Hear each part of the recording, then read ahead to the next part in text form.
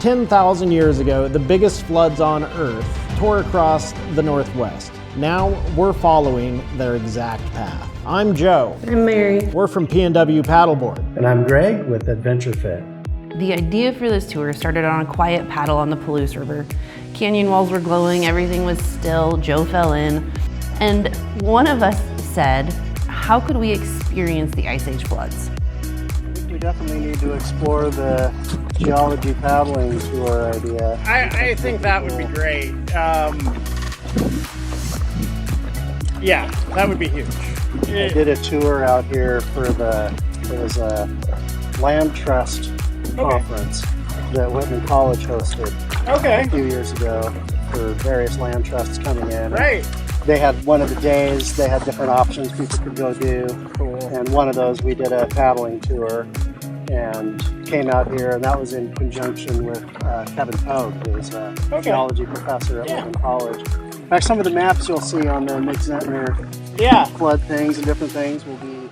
And one of us said, what if we follow the Ice Age floods? Not a quick overlook, not a day trip, the full path. So that one little spark then turned into an email. That email turned into a list. And then before we knew it, we had a spreadsheet that was starting to shape up into a full-blown expedition. Flood outburst origins, coulees carved in minutes, spillways miles wide, dry falls the size of cities. So here's the route, here's the plan, and here's where you're coming with us. We start in Spokane, a quick meetup, gear check, everybody gets introduced. Then we point the whole convoy towards Idaho. Farragut State Park sits just below where the Lake Missoula ice dam failed. It's ground zero for the whole story. This is a glacial basin where the floods widened and deepened. You see the steep embankments, carved benches, sudden shelves, all the fingerprints that water left. We paddle that basin, then camp under the pines. The calm start to a violent story.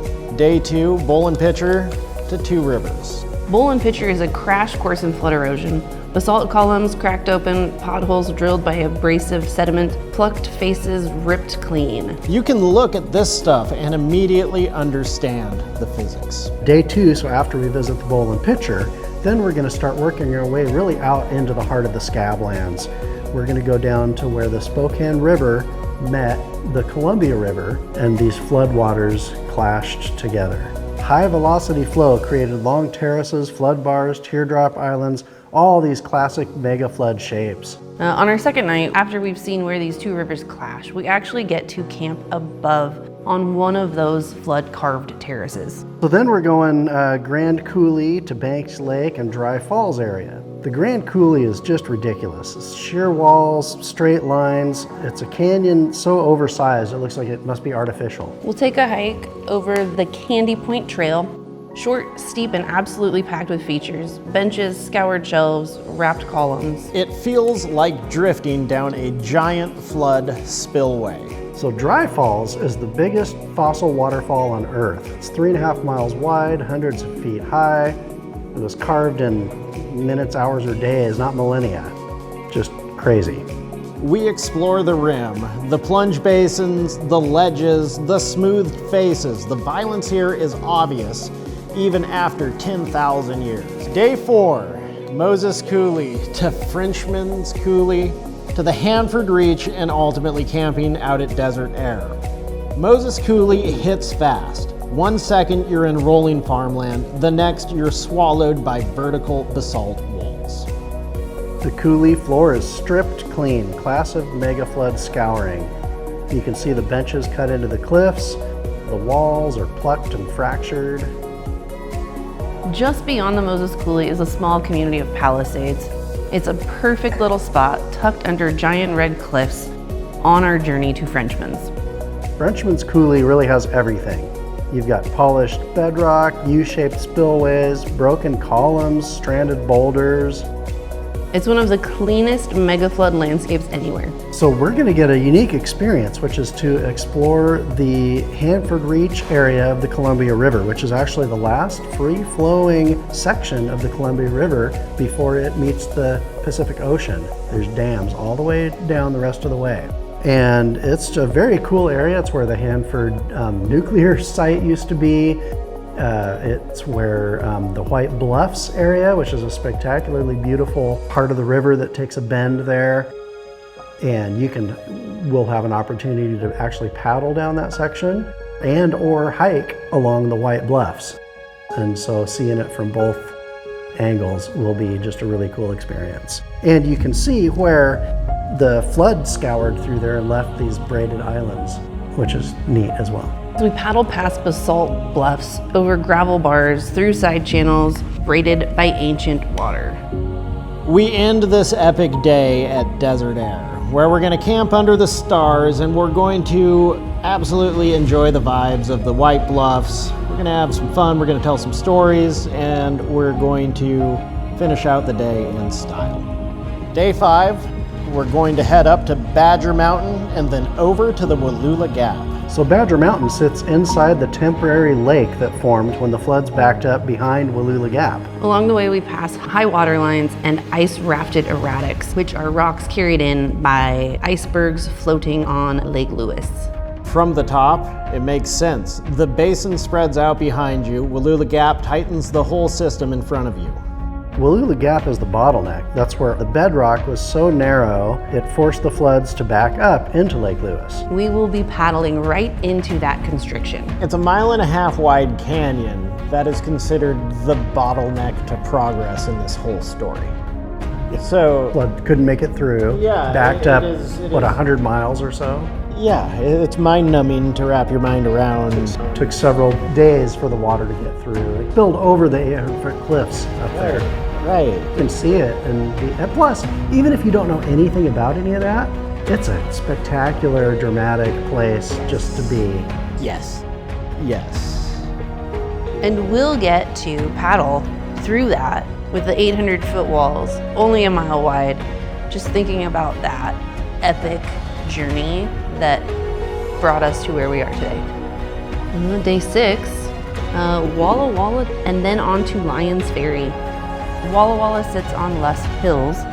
The floodwaters backed up and covered this land, but did not scour the hills away, leaving smooth, rolling landscapes. Yeah, it's kind of like the control group. It's what the Scablands looked like before the water hit. The Snake here has broad terraces, gravel bars, and calm lagoons. You can really see exactly how the floods shaped everything here. At Lyons Ferry KOA, we camp on a wide terrace above the water on a perfect last night, surrounded by those dramatic cliffs. In day 7, we'll start off by heading to Palouse Falls and then take our return trip all the way to Spokane. Palouse Falls is a beautiful example of where the Palouse River, kind of a smaller version of the Dry Falls, but you can actually see the waterfall in it. Palouse Falls is just a spectacular spot where you can see the columns, the plunge pool, up close and personal, and it's just a beautiful view. The drive back is the dividing line between what was destroyed and what wasn't.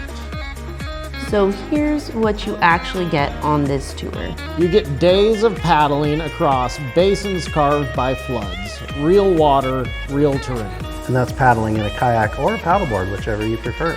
You get hikes into coulees, spillways, benches, cliffs. We'll just experience on foot exploring the biggest flood-carved features in the region. You'll get nights under the stars on wide terraces shaped by the ancient water. So this tour is all-inclusive. Once you meet us at our meeting spot in Spokane, everything is covered basically except for a couple of little things, but like our transportation in the adventure van, our camping gear, just bring your own sleeping bag. I'll have everything else. I keep it, it's rustic but comfortable, right? So I'll have nice, good, sleeping pads and that kind of thing. All the tents, all the cooking gear, all the camp stuff. I'll have all of that. And we'll cover all the food and the gear. So we'll do paddleboards and kayaks and paddles and life jackets and all that we'll cover. So it's all included. You'll get time with our small group together. We'll have space to explore. We'll have that real geology under our feet. And it's a chance to see the this part of the Northwest in a way that almost nobody does. If you want in, there are 8 seats. That's it. When they're gone, they're gone. This isn't a tour you watch from a distance. You're in it, on the water, in the coulees, on the ridges, living the flood route for real. So if this is hitting you even a little bit, just grab a spot. Don't wait, don't overthink it. This is going to be epic. And get your name on the list and come out and experience the Ice Age flood.